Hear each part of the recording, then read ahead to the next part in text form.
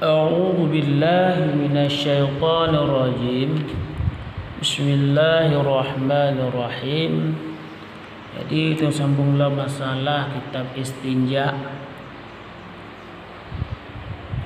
Dan setelah selesai beristinja, maka bacalah Allahumma tahhir qalbi minan nifaq wa hassin farji minal fawahish.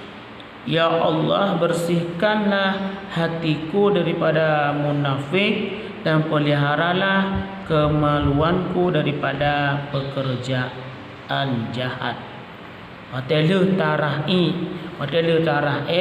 yang adalah doa yang sunat untuk kita baca. Allahumma tahhir qalbi minan nifaq wa hasin farji minal fawahish. Yang adalah doa istinja.